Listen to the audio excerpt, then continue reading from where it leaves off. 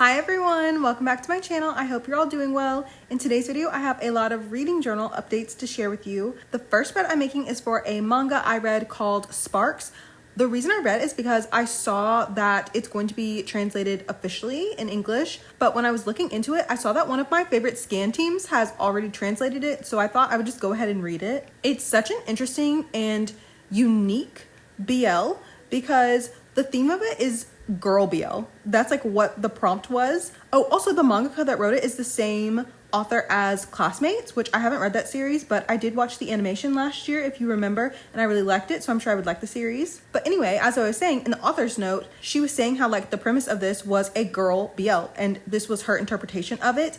And so the story, the main character is a girl. It starts off when she's in high school, and she has a boyfriend. She's dating a fellow student, a fellow classmate, and one day there's a new transfer student, and she sees her boyfriend and this transfer student lock eyes when they're passing at some point, and she just notices there's something there, sparks, if you will.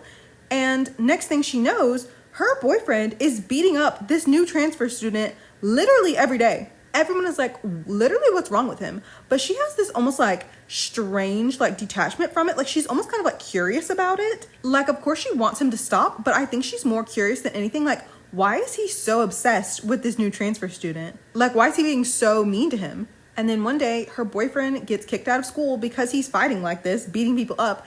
And the transfer student, he moves again, and that's it. The girl just kind of lives out the rest of her high school days. She goes to college, she gets a job, that's it. But then one day she's at a cafe or a restaurant and she bumps into her old boyfriend. He's working there. And soon after she's at like a job fair sort of thing, and she bumps into the old transfer student. So here they are, once again, the three of them in this weird little triangle, but not really a triangle, right? Like a triangle implies, I think, all three people are interested in each other in some way. Oh, the mess of the story. I love it.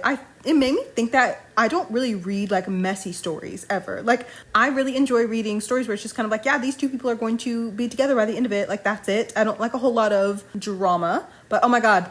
Yes, I do. I actually really love the mess of it all. If you ask me, this story is about a woman solving men's problems per usual. I loved the main character so much. I feel like she was such a good friend, first and foremost, but she was also very real in the sense that like, of course she didn't want to share her boyfriend. Like at first, I'm sure she didn't know what was going on, but then eventually, like she must have figured it out. Like the reason he's, fighting this kid every single day is because like he likes him or something. And of course, when you get the flashbacks to high school, you see the or something. But even in adulthood, like she can't help but kind of try to hold on to him still. Her awful boyfriend, he is the worst. Like the transfer student, I think his name is Misato. He did not deserve anything that he went through at the hands of that demon and was even still going through in the present day. That's all I'll say about the plot though, because I really, really, really recommend you read this. I don't want to spoil anything else. It was just so interesting. I don't think I've ever come across any kind of BL like this before, like where a woman, a girl is at the center of it. Also, of course, the author has such a distinct art style as well. The way she draws girls is really, really pretty, actually. The main character of the story, she had long hair. The idea, the concept of a girl being the main character of a BL, yeah, actually, I love it. But she had long hair and I loved all the little extra like long strands that were drawn. But definitely read this if you want some mess, if you want a little bit of drama, if you want a very unique telling of a BL story. I really liked it. Like it's going on my list of potentially would buy in print. Oh, and I also wanted to talk about this spread. I love how it turned out. So much of my like spread making process is genuinely just trying to pick what I want the background to be. And I feel like I spent over 30 minutes trying to find some wallpapers that would be suitable for this spread because I started with the angel blue memo notes and they were so cute, but I just was like, what do I do as the background? And somehow this spread ended up turning out so summery. Like, aren't these colors so like vibrant and summery to you? Like something about this just looks, I don't know how to even explain it. Like it just looks like, maybe it's like picnic blankets. Maybe that's what I'm thinking of, the red gingham. And like the yellow is like that buttery yellow. Like, I don't know, it reminds me of sunscreen. The manga itself is not summery at all, but I think maybe it's because I was watching Beachfront Bargain Hunt while I was making the spread. And I think I was just influenced by the ocean. All that is to say, I just really, really, really love the color palette of the spread. And I think you should read Sparks, even though it hasn't been officially translated and published yet. The next spread I'm making is for a novel called Sea of Tranquility. What I ended up doing was making almost like a Neapolitan aesthetic spread. Like it's kind of not, because usually whenever you see Neapolitan, it's like a lighter brown, like a proper yellow and then a pink, but this is like a deep dark, like a dark chocolate brown, and then like a cream, and then a pink. So it's like a very chic Neapolitan ice cream, right? The wallpaper that has the polka dots and the music note, I retweeted it recently on Twitter, so the link to that will be in the description box, of course. I just so happened to find this other striped wallpaper when I was scrolling through Pinterest like a couple days ago. Somehow it all just came together well. I can't believe whenever things are just like from different sources and the colors match up so well. Like, how does that even happen? So anyway, this novel, I feel like it's kind of important to know that the author, she wrote a book. It's really popular. You've probably heard of it. It's called Station 11, and it's also an HBO series.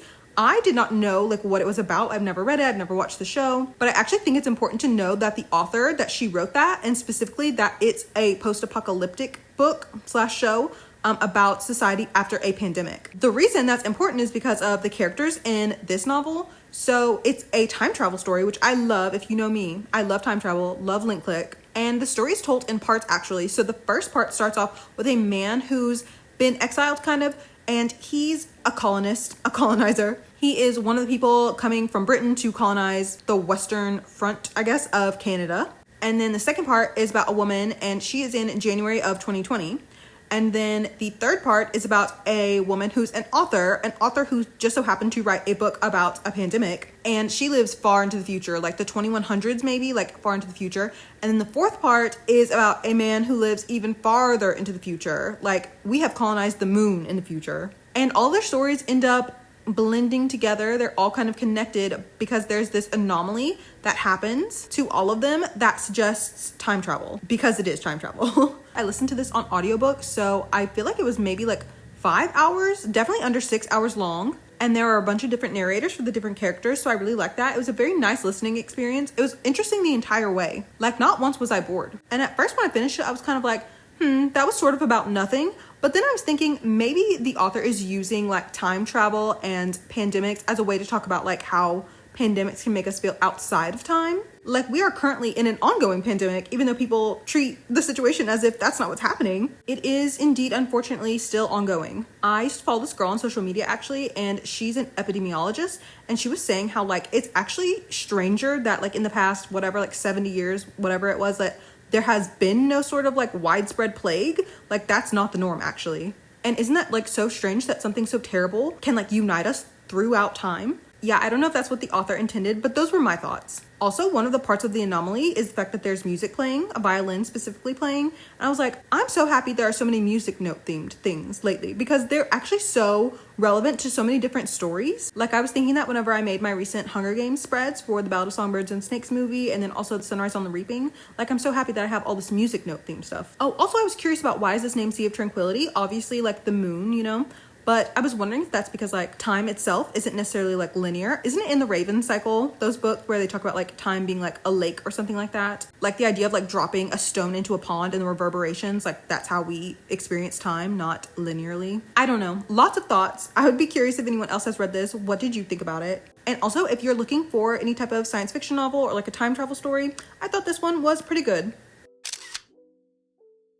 The final spread for today's video is my May reading log. I made this whole spread based on those two stickers, the one that's the pudding and the other flower one, so blue and orange. I saw this on Twitter, so I will link the tweet in the description box, and also the backgrounds I used in this spread I also found on Twitter, even though I feel like they would be so easy to recreate, but still, I did find them on Twitter. So the first thing I read in May is actually a series called Worst Soulmate Ever. I think the first volume is Worst Soulmate Ever, and then the second volume is Worst Soulmate Ever Proposal. It's an Omegaverse BL story, and it's kind of like a soulmate trope. So basically the main character really wants to get married. Like, that's all he wants, because he looks at the relationships around him and he's like, that's beautiful. I want that to be me. I want to be married. And he's getting so desperate that he signs up for this service that can tell him his actual like perfect match. Like, they have, I don't know how they can test that, pheromones or something, I guess. And in the meanwhile, while he's waiting for his results at work, his old like enemy kind of from middle school shows up. It's not really his enemy. It's just more so like the guy hates him for pretty much no reason, like such a petty reason, such a very middle school reason. But one day when they're leaving from like a little work function thing, he ends up getting his heat and he needs his enemy to help him out, so to speak. My main problem with this series is that the male lead kind of did not like the main character at all, or at least he didn't say it out loud, and that was like not fun to read about. Like he was genuinely like a jerk up until maybe like the last 2 chapters, and that would be understandable if this was 1 volume, but it's 2 whole volumes. Like you have all those pages, and the male lead still seems like he hates the main character's guts up until like the next to last chapter. I didn't really like that. So much so that I didn't even make a spread about the series. It was very funny though, so I'll give it that. Like it was a very good comedy series, but yeah, I just didn't feel like the male lead even liked the main character. After that, I read aien, Catharsis, which is a historical blmanga written by the same author as Contradict. I think I was saying that in my last video, or one of my last videos. I really enjoyed it because I like historical BLs. The main character, he was like a chauffeur, sort of like that kind of person, like a helper. And the male lead was like this, like kind of fancy, I'm not sure what his title would be, like a shop manager sort of thing, a store manager, like a business manager essentially. And I liked their relationship. It's just the manga was kind of short somehow. Maybe I just read it really quickly. But yeah, there was like nothing of note to tell you about it, but I liked it. After that, I read How to Deal When Your Intimidating Neighbor Is Actually an Omega, Volume 1, which I talked about in my last video. After that, I read a manga called Slow Morning. It's like an expanded, is that the word I want to use? It's like an expanded version of a one-shot that the manga had written before. And I'd actually read the one-shot before, like maybe like a couple years ago. And this whole entire time, the manga that is the spinoff of that one shot has been being translated, and it just like finally was finished. I don't know how many months ago. And I just so happened to look it up and I saw that it was finished. So I was like, oh, I'll finally read it. It's about these 2 men who were friends in school. And like right at the very end of high school, the one friend kind of confesses, but they're going their separate ways. Like one is going to Tokyo to try to do whatever, and the other one's just going to have like a traditional life path, like he's going to college and then getting like a stable job. Well, he's the main character, he ends up moving to Tokyo after he gets a job and stuff, and he somehow ends up becoming neighbors with his old high school classmate slash the guy who confessed to him. And of course, their relationship rekindles. I really like that one shot that this is a spinoff of. The author is really good at paneling, or at least in a way that I really like. I feel like I like when there's like extra panels in there to like really show like the transition of emotions, or like showing emotions sinking in. But the story itself was just kind of like eh. Like it was okay. Again, I really like that one shot. I'll have whatever the one shot is called in the description box because I can't think of it off the top of my head. I'll put it on the screen too. But what I did like was how like their eventual kind of like, oh, we can't be together, like we gotta break up, like that whole scene was actually about like their work. I thought that was really like different. Usually people fight over the fact that like they can't be with each other for some reason, but like they got into a fight over their work and like essentially like how they view each other and like their respect for one another. So I thought that was interesting. And also the male lead, I liked how in scenes like he would always like, I don't know, like lie down on the main character, like lie down on his lap or something like that. I thought that was cute. After that, I read another one shot.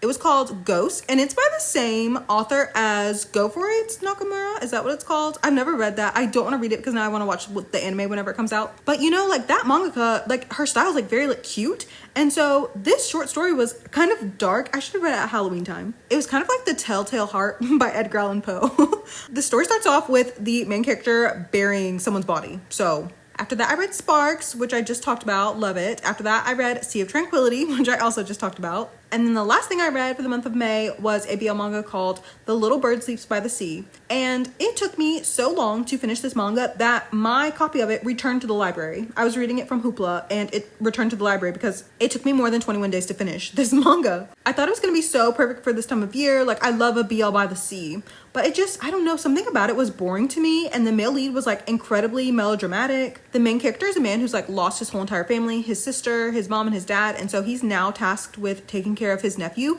and so he moves them to this city by the sea, and that's where he meets the male lead. And the male lead runs like a little deli, and they get to know each other, and also like his nephew and the male lead kind of get to know each other too, because they're both always hanging out at the beach finding sea glass. I just feel like sometimes when a manga is only one volume, like there just simply are not enough pages for character arcs to be properly developed sometimes. Like I feel like the author was really onto something. It just, I don't think there was enough time to get to it. Like it just made the male lead seem so melodramatic because of it. I actually will probably read one more book in May because I need to finish listening to that audiobook, but I haven't yet finished it and I'm recording this video now. So for the purposes of this video, that was everything I read in May.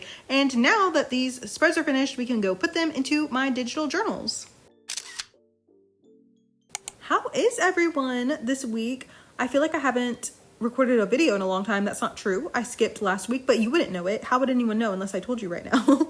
But because of that, I feel like I have so much to say, and of course no time to say it. Later today, actually what I need to be doing is editing, but later today I think I'm going to start a spread because there's this app that my best friend told me about, and it's been like kind of Webkins like, if you were obsessed with Webkins the way I was when I was a kid, and I feel like that's why she likes it so much, and she had told me about it before, and I like hate downloading apps. I'm just but I finally downloaded it and it's been kind of fun, so I wanted to talk about that. So I'm probably going to listen to more of that audiobook and make that spread. Also, I really do need to listen to the audiobook because someone has it on hold. Libby makes me so angry when they tell me, oh, one person has this on hold. I don't care. Like, stop rushing me. I don't care if someone has this on hold. Stop rushing me. I know I've had 21 days to listen to this 9-hour audiobook, but like, listen. I actually probably will make a spread about that because I just love literary fiction, and it's so rare that I read like lesbian literary fiction, so I do kind of want to talk about it. Anyway, thank you so much for watching today's video. Everything I used in today's spreads will be in my Pinterest board. By the way, did everyone see all that happening with Pinterest and the mass banning of accounts? That was so scary. I was like, what do I do if that happens to me? I really hope that that didn't happen to you, and that if it did, that you got your account back. But anyway, the link to my Pinterest board will be in the description box, along with the links to my other social media accounts, as well as the links to the Google Drive folders for my journal deco kits. Also the links to any tweets I used in today's spreads. If you have any questions, please let me know and I'll do my best to answer them. And also it's June by the time you're watching this video, so I hope you've been having a happy June so far. Can you believe it's almost officially summer? Oh my gosh. But anyway, I will see you in the next one. Bye everyone.